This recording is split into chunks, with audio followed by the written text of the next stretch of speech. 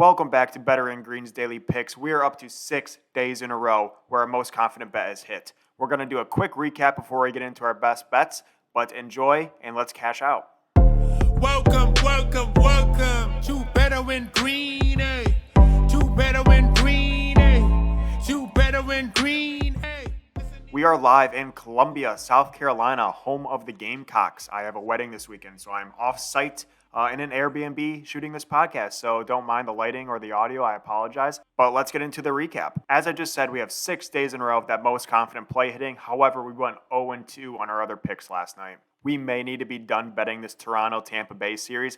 I can't get a read on it. 2 games in a row in that series, a single team has gone over the total goals.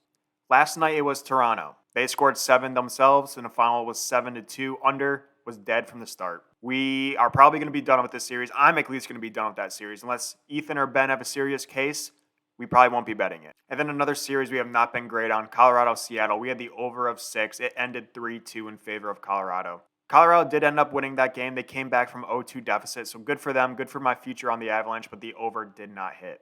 However, our big boy, our play of the day, Nate McKinnon, over 4.5 shots on goal, hit easily. He hit this in the second period, and he ended up with 8. I did have his ladder of shots on goal on my Twitter page. Took him all the way up to 8+ goals at plus 520. Smacked that play, super happy and glad we continued that streak to 6. With that being said, let's get into today's plays.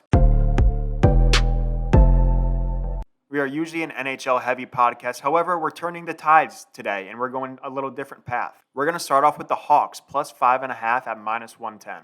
Both the NHL and the NBA series right now are switching home and away venues. So we're getting some weird lines where we don't really know what to play, but we do like the Hawks at plus 5.5. The public is huge on Boston, and we love fading the public, especially in the NBA. This is a must-win for Atlanta. I think they come off firing. Trae Young can change a game just by himself. I think Atlanta ultimately wins this game, which means they're going to cover the plus 5.5. However, we're going to be safe and just take the spread, minus 110. Fingers crossed. Staying on the hardwood, we're going to take the T-Wolves at plus 2.5, going with the underdogs. It's at minus 110. If you want to go ahead on the money line, I'm not stopping you. I love it. Similar to the Atlanta game, money is pouring in on Denver. Again, we love fading the public on the NBA, so T-Wolves is the play tonight.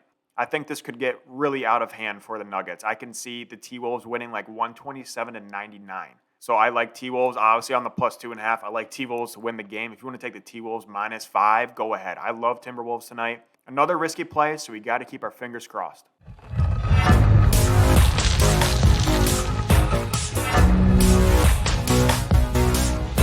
And then for 7 most confident wins in a row, we are taking the Angels minus 1.5. Odds are minus 125 for that.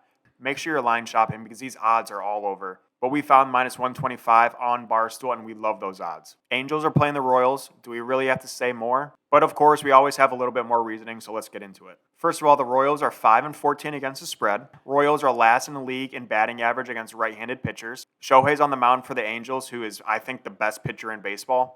He's pitched 3 games. He has a .86 ERA. Like, the dude's crazy. So we're rocking with the Angels, rocking with Shohei on the mound. Let's get this money for 7 in a row. Let's freaking go. Thank you for following us, boys. We always appreciate it. Make sure you like and subscribe. Good luck, good scores. Let's win some money.